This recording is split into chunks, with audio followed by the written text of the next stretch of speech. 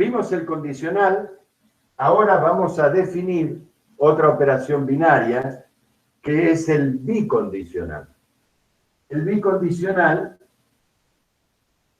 se escribe con una doble flecha doble y se lee P si, solo si, Q. ¿Qué significa el bicondicional? ¿Cómo lo vamos a definir? Lo vamos a definir como lógicamente equivalente a si P, entonces Q, y si Q, entonces P. Ahí tenemos definido el bicondicional. Es decir, que si nosotros queremos saber cuál es la tabla de verdad del bicondicional, lo que tenemos que resolver es esto. ¿Sí? ¿Pueden ustedes ir resolviéndola?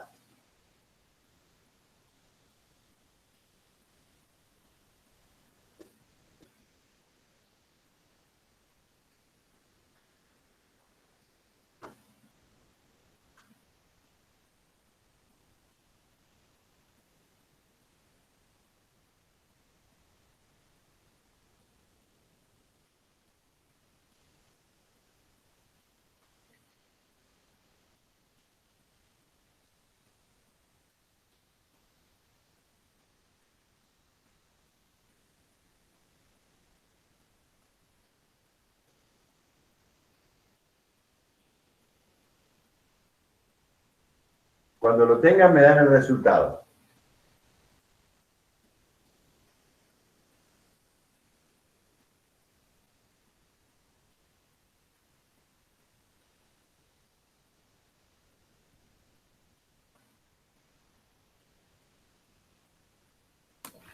A mí me dio verdadero, falso, falso, verdadero. Bien, Silvina. Entonces, es una herramienta importantísima, porque fíjense, ¿qué nos está diciendo esto? Que va a ser verdadero cuando ambas proposiciones tengan el mismo valor de verdad. ¿Sí? Sí, profe. Es decir, si ambas son verdaderas, la doble implicación es verdadera. Y si ambas son falsas, la doble implicación es verdadera. Entonces, lo que nos está diciendo eso es que lo podemos usar como un equivalente lógico. ¿Sí? O sea, podemos reemplazarnos el símbolo este que inventamos y empezar a usar la doble implicación. Por ejemplo, vamos a hacer una prueba. Vamos a hacer de Morgan para la conjunción.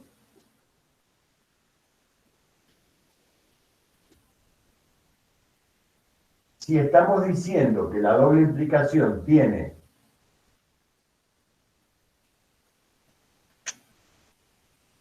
el mismo valor de verdad y nosotros ya probamos de que este esquema y este otro eran equivalentes lógicamente, es decir, que nos daban la misma tabla, ¿sí? La doble implicación, que no tendría que dar?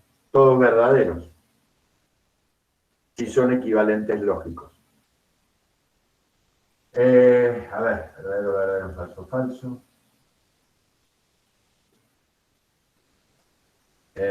La conjunción verdadero y los demás es falso. Y la negación sería falso y todo lo demás verdadero.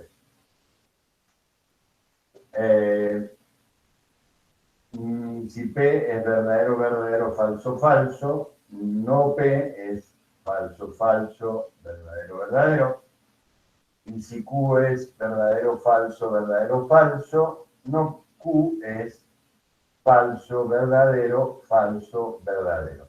Entonces, la disyunción entre esta columna y esta columna será falso, verdadero, verdadero, verdadero. Y ahora comparemos estas dos columnas y fíjense que tienen el mismo valor de verdad. Es decir, que acá la doble implicación es verdadera. ¿Qué quiere decir? Que tanto esta expresión como esta tienen el mismo valor de verdad. ¿Sí? Eso, este cuadro, esta tabla de verdad, donde para cualquier combinación de valores de verdad de cada proposición me da todo verdadero, se llama tautología. Cuando una tabla de verdad es una tautología, quiere decir que es una verdad matemática.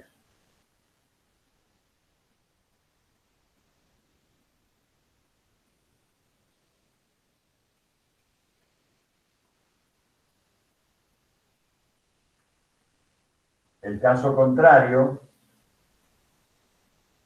cuando me da todas falsedades, es decir, que en ningún caso puede ser verdadero, se llama falacia o contradicción.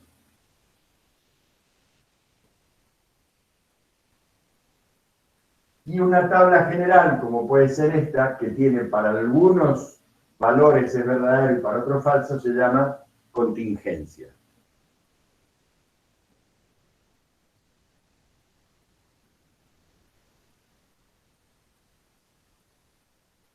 ¿Sí? Sí, profe. ¿Cuál puede ser un ejemplo de falacia?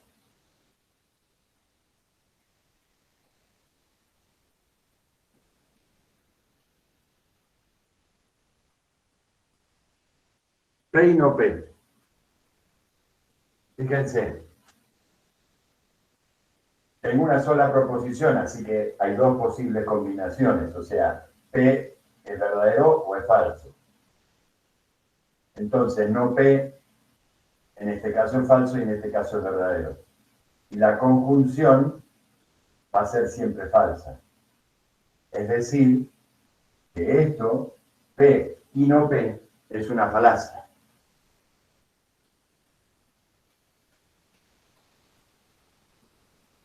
¿Alguien sabe cómo se llama eso?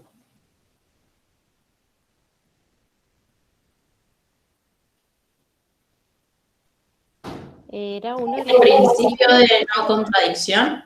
Ah, el principio era... El principio de no contradicción es la negación de eso. Es decir, no es cierto que P y no P. Este es el principio de no contradicción. Esto en realidad se llama el tercero excluido. El principio del tercero excluido. Es decir, o es verdadero o es falso. Ah, yo lo tengo como P o no P, como el tercero excluido, no como I. Lo tengo mal entonces. ¿Qué es lo que pasa? Fíjate.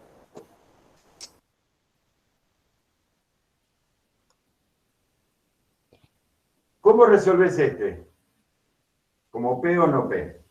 Es decir, o es P o es no P. ¿Se entiende?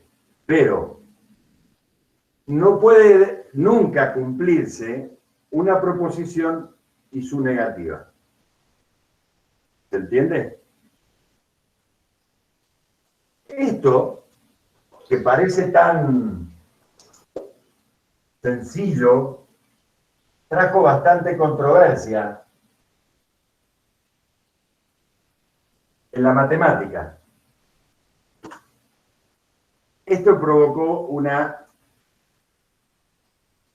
división entre los matemáticos.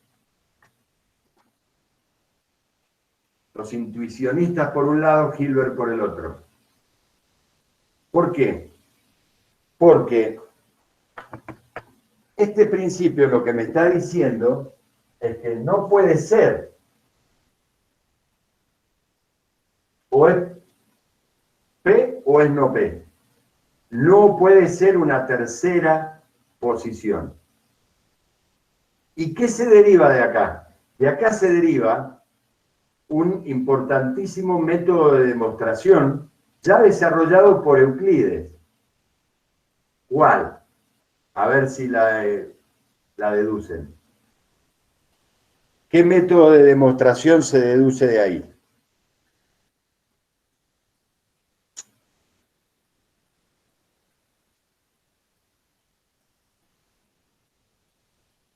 Vamos, hagan un esfuerzo.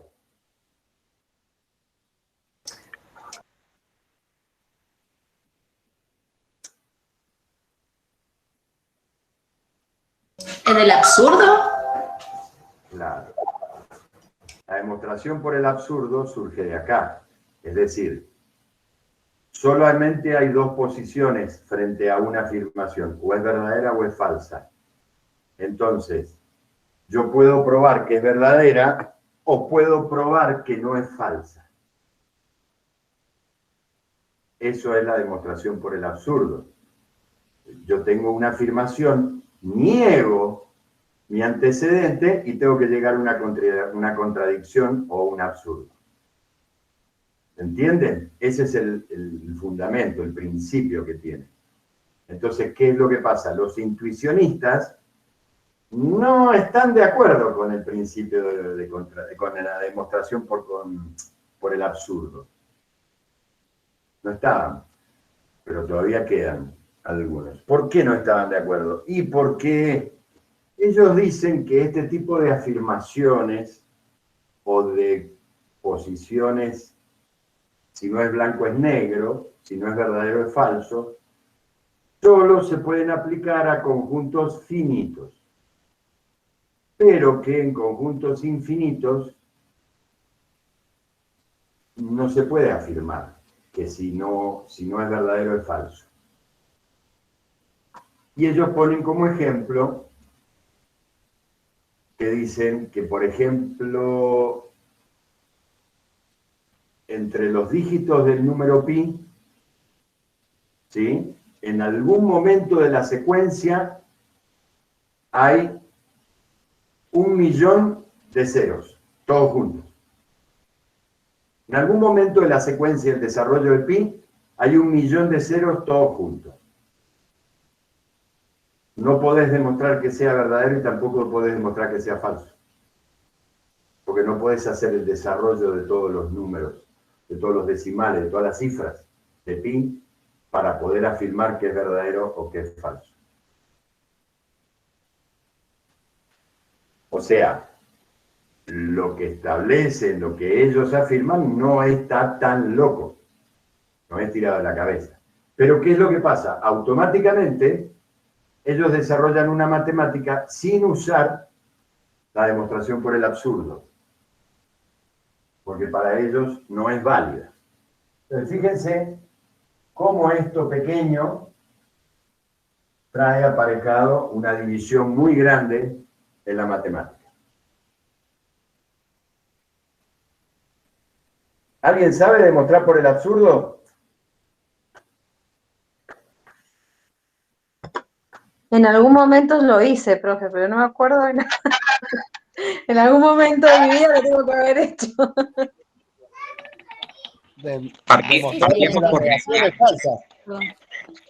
Partimos por negar. Demostramos que la negación es falsa. ¿O no? Claro, identificamos la hipótesis y la tesis, sería una forma de decir, esta implicación, el antecedente y el consecuente, por decirlo. Entonces, negamos ese antecedente y tenemos que llegar, o sea, si lo negamos, tenemos que llegar a una falsedad del consecuente. Exacto, una contradicción. Una contradicción. A ver, usémoslo para lo que lo usó Euclides, justamente. Euclides usó la demostración por el absurdo, no sé si no fue la primera vez que la usó, para demostrar que el conjunto de números primos es infinito. O sea que hay infinitos números primos. Obviamente Euclides, por todo el problema que tenían los griegos con el concepto de infinito, no usaba ese término. Él, ¿qué decía? En la proposición, creo, si no me equivoco, que dice algo así como: hay más números primos que cualquier cantidad propuesta de números primos. Definitiva, ¿qué estamos diciendo? Infinito. Pero ellos no se acuerdan el problema que había para el infinito en acto y el infinito en potencia. Entonces, nosotros queremos demostrar que hay más números primos que cualquier número que se nos ocurra de números primos. ¿De qué partimos? Si la vamos a demostrar por el absurdo.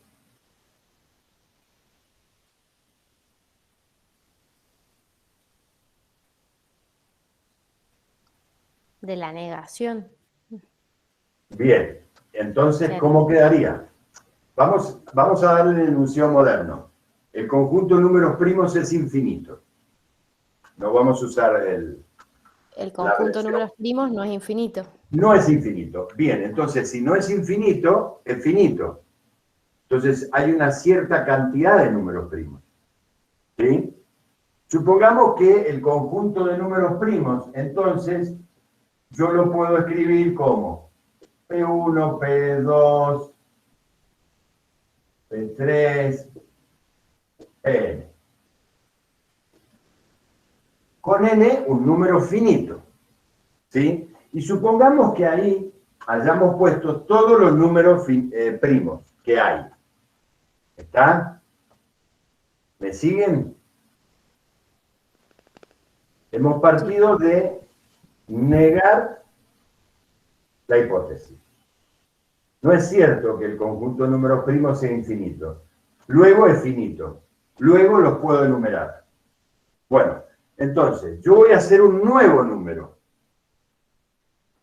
Un número, este es el conjunto P. Voy a llamar un número T, que va a ser igual al producto de todos los números primos de la lista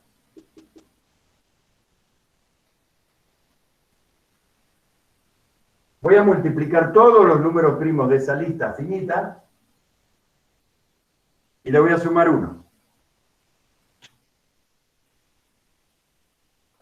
¿Sí?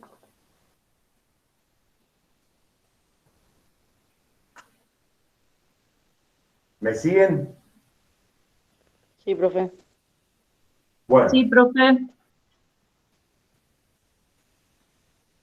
por hipótesis, este número T, ¿qué pasa?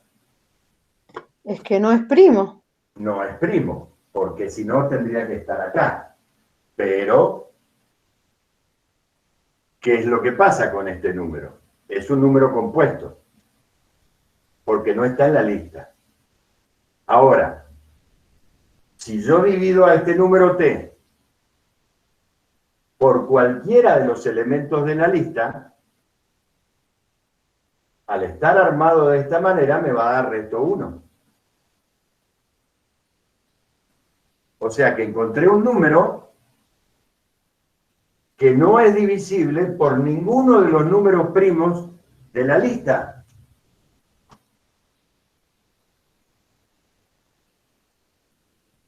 ¿Cómo de vuelta, profe? ¿Cómo? Como yo armé este conjunto, este número, como producto de todos los números primos que hay, más 1, este número no es divisible por ninguno de estos elementos. Porque con cualquiera me va a dar resto 1. ¿Me entendés?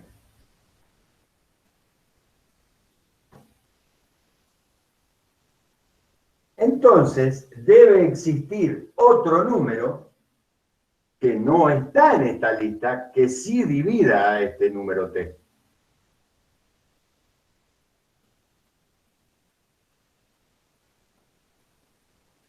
Por lo tanto, encontré un número primo que no está en esta lista. Entonces, no es cierto que acá estuvieran todos los primos. Entonces, no es cierto que el conjunto de números primos sea finito.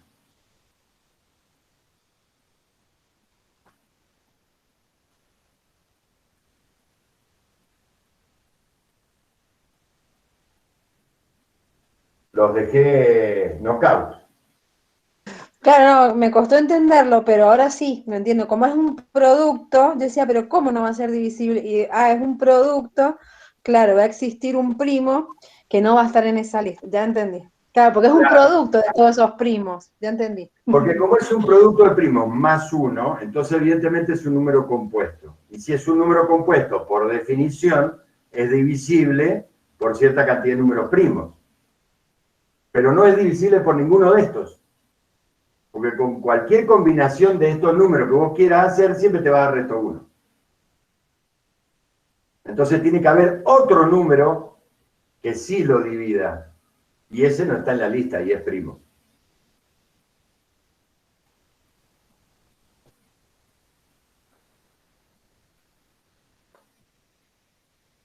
¿Es mucho por hoy, chicos? Sí.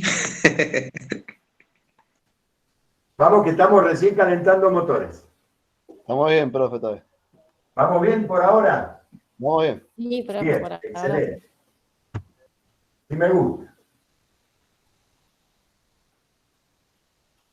Bueno, la lógica proposicional que estuvimos viendo es un ejemplo de una estructura algebraica que se llama álgebra de Boole.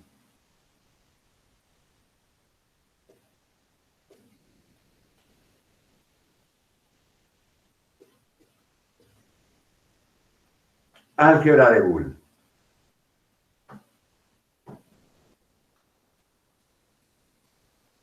George Boole, británico, para ponerlo en contexto,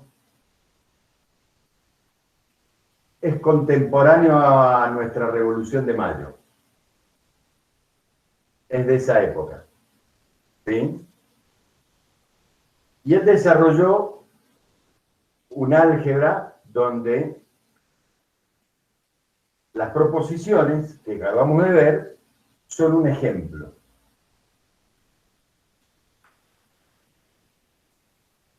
¿Qué le agregó? Digamos, supongamos que vamos a llamar por P al conjunto de todas las proposiciones de una determinada especie, ¿sí? Con una operación unitaria, la negación, dos operaciones binarias,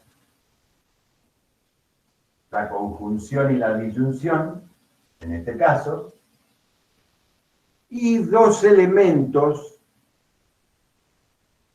especiales, que en este caso, para la lógica proposicional, la vamos a llamar como la verdad universal, es decir, una proposición que es siempre verdadera, y la falsedad universal, es decir, una proposición que es siempre falsa. ¿Sí? Entonces, él definió esta estructura y dijo que un conjunto con una operación unitaria, dos operaciones binarias y estos dos elementos particulares es un álgebra de Boole cumpliendo los siguientes axiomas. ¿Sí? La asociatividad.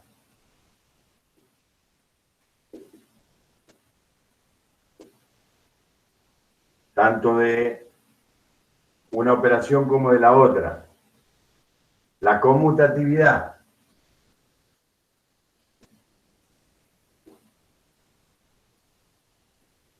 De ambas operaciones.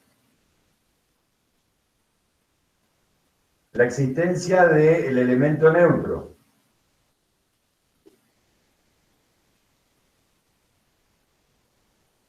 La existencia de elemento neutro para ambas operaciones.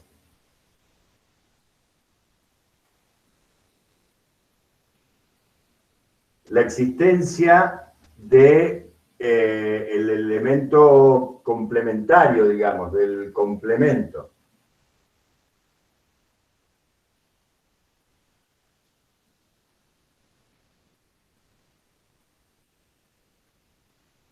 Y la distributividad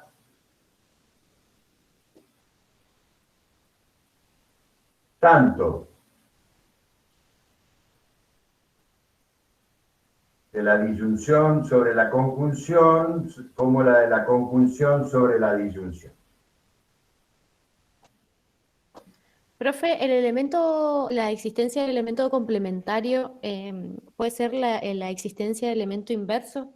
¿Es lo mismo? Sí. ¿O cuál sería el complementario? Porque Claro, creo que lo hemos visto como el inverso. sí, es que depende del contexto. Por eso nosotros hablamos de complemento, porque esto es, no te olvides que es una visión más amplia que de conjuntos numéricos. Entonces vos podés decir, ¿cómo lo definirías? Y para toda proposición P del conjunto del universo de proposiciones, existe no P, de manera que ¿qué? Que P o no P te da algo que siempre es verdadero, y que P y no P te da algo que siempre es falso.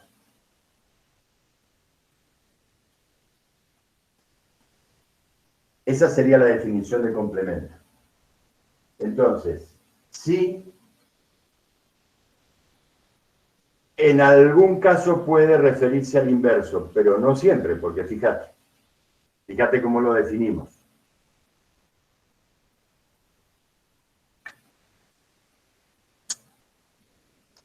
Claro, sí, sí. No, sí, nosotros con el inverso lo hemos visto para un conjunto determinado, por eso lo hemos visto siempre con el inverso, digamos. No lo hemos visto tan Generalmente claro. se prefiere dejar ese término para conjuntos numéricos, Claro. pero como acá no hablamos de cuál es la naturaleza de las proposiciones, Bien. Ujú. no hablamos cuáles son los elementos de P. Es más amplio esto.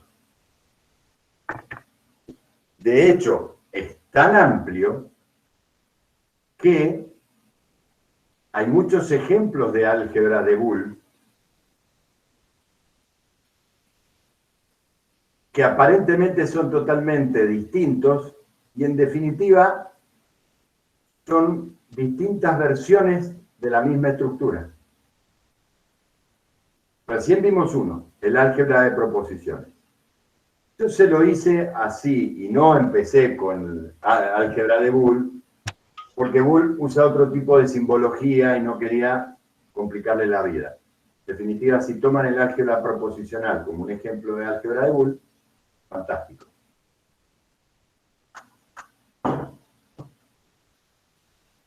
El álgebra de conjuntos.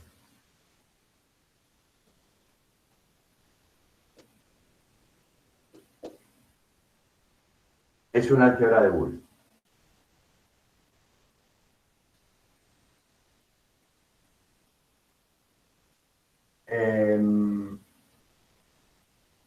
Los circuitos lógicos.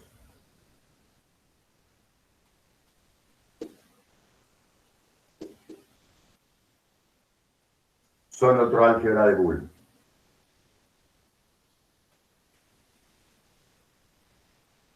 ¿Y qué es lo que quiere decir esto? Que en definitiva es lo mismo, pero visto desde otra óptica.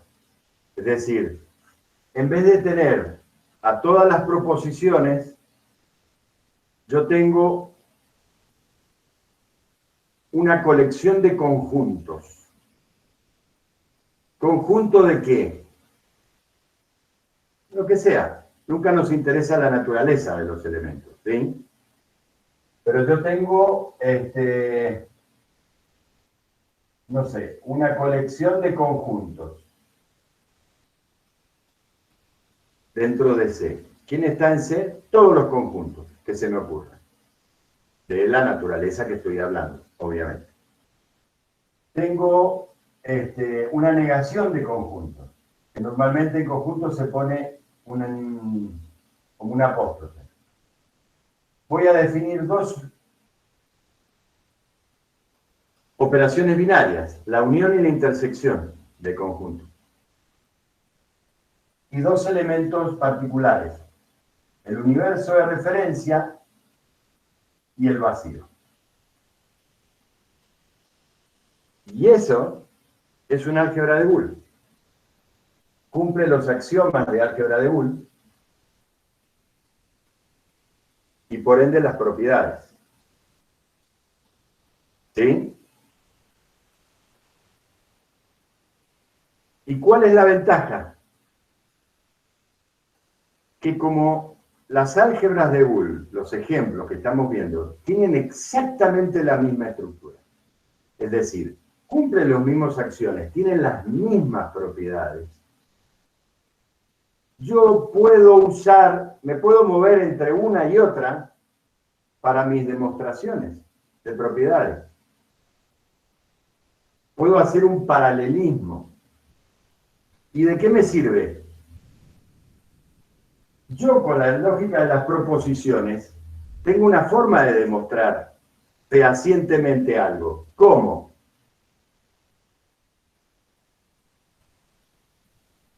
¿Cómo demuestro algo con las proposiciones? Una propiedad que quiero afirmar. Con una demostración. Con la tabla de verdad. Con la tabla de verdad, y me tiene que dar una tautología. Tautología. Es decir, si yo quiero probar si cierta propiedad es verdadera o no, armo una tabla de verdad, me da tautología, está probada. ¿Se entiende?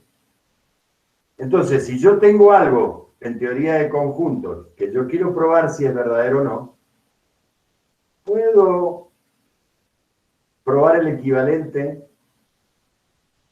en lógica proposicional y esa demostración es perfectamente válida. Miren cómo me cambié de uno a otro. Entonces, yo aprendí que lógica proposicional tenía que ver con la lógica, y la teoría de conjuntos, conjuntos. Es lo mismo. Las dos tienen la misma estructura. Entonces, yo cuando hablo de una intersección de conjuntos, en mi cabeza, lógicamente, pienso en una conjunción, en un y.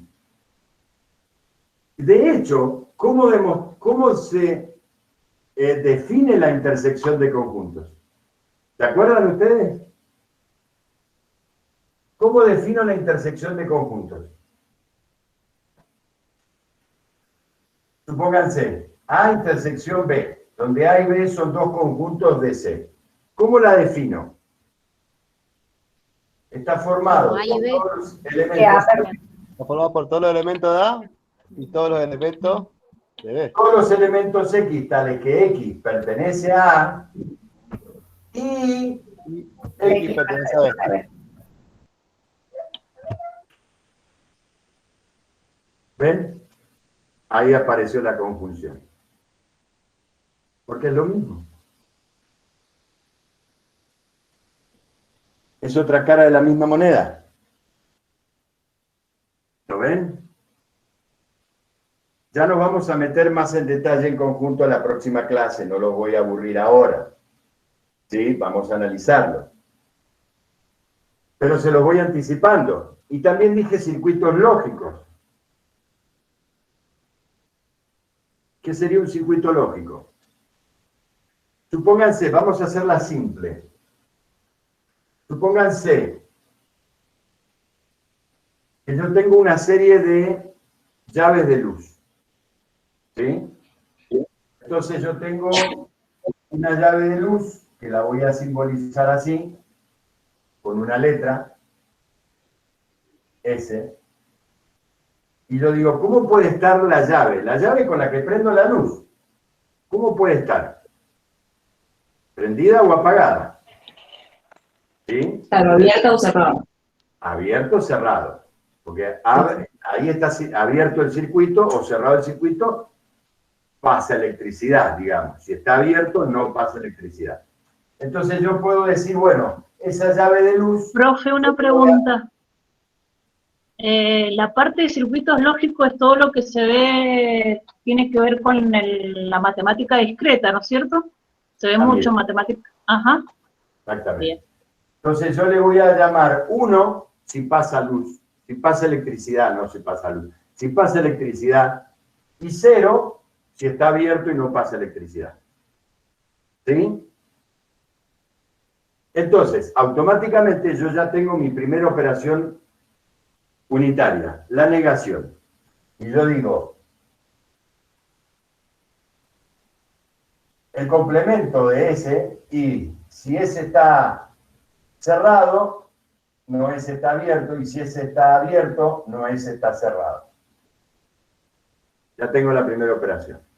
Después puedo unir los circuitos en paralelo.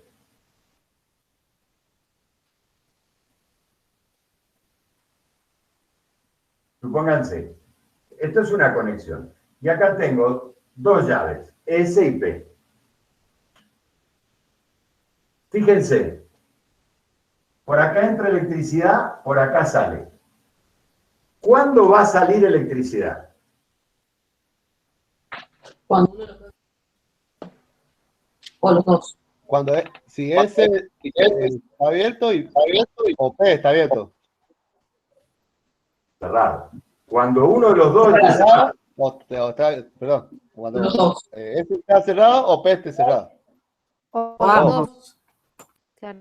Entonces, supongamos. Cuando los dos estén cerrados. Muy bien.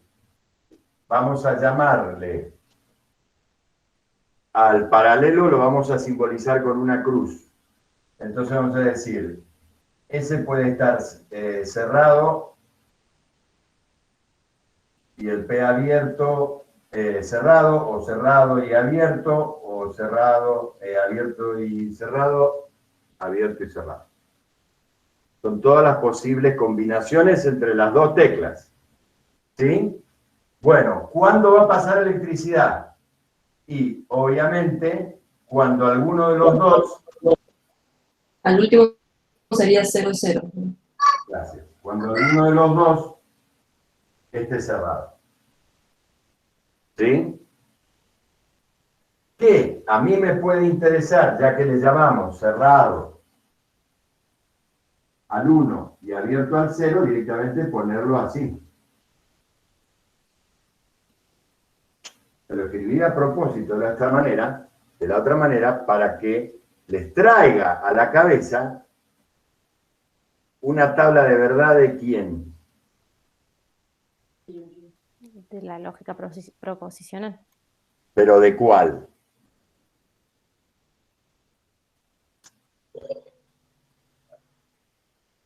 La binaria.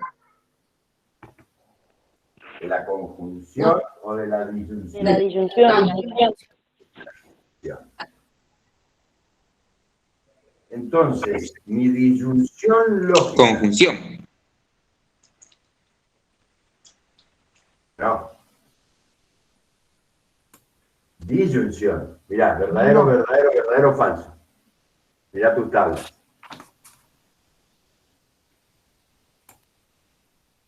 Alguno de los dos es verdadero. En las llaves, alguna de las dos deja pasar electricidad. Y fíjense, ¿cuál sería la disyunción, la conjunción?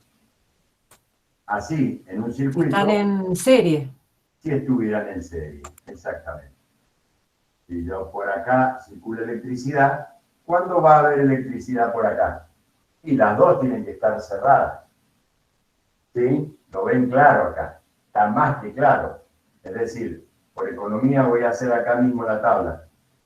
Le voy a poner un asterisco a esa operación y voy a decir, cuando las dos están cerradas pasa electricidad. Cuando alguna de las dos está abierta, ya no pasa. Y es la misma tabla de la conjunción. ¿Lo ves ahí, Marcelo? Sí, profe, está muy claro eso. Quedó muy claro. Bueno. A ver, yo sé que les estoy haciendo una mezcolanza, pero la mezcolanza es a propósito. Porque lo que estoy haciendo es ponerle todo uno delante del otro, las hojas, y cuando lo miramos a la luz decir, es lo mismo. ¿Ven el paralelismo? ¿Ven la semejanza? Es lo mismo. Entonces, yo puedo pasar de un sistema a otro con la misma facilidad con que armé esto. Yo puedo pensar en una disyunción, lo puedo pensar como un circuito en serie, lo puedo pensar como una intersección, una disyunción, lo puedo pensar como una unión, lo puedo pensar como un circuito en paralelo, de la forma que a mí me sirva, pero son equivalentes. ¿Se entiende? Vamos a verlo también en detalle en la próxima clase. Entonces, todo esto son ejemplos de álgebra de Boole. Y particularmente de álgebra de Boole, del circuito lógico, lo usaron en la década del 30 para desarrollar las computadoras. Es decir, las computadoras que nosotros usamos se llaman booleanas. Adivinen por qué se llaman booleanas. Porque tienen una estructura de álgebra de Boole. Y lo único que hacen son compuertas lógicas. ¿Pasa electricidad? No pasa electricidad. Y así, obviamente, circuitos mucho más complejos que estos. Pero en definitiva, un procesador son compuertas lógicas. O sea, que fíjense hasta qué punto esto que desarrolló George Boole en 1820 tiene aplicación hoy en día. Ahora lo estamos usando, viéndonos a través de esto, porque todo esto está funcionando, porque todos nosotros tenemos alguna computadora booleana conectada. ¿Lo ven? ¿No? ¿No le explotó la cabeza? ¿No?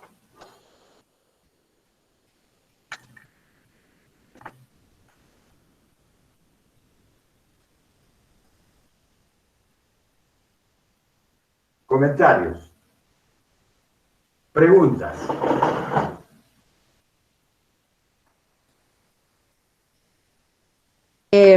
Yo, profe, pero yo porque llegué tarde, perdón.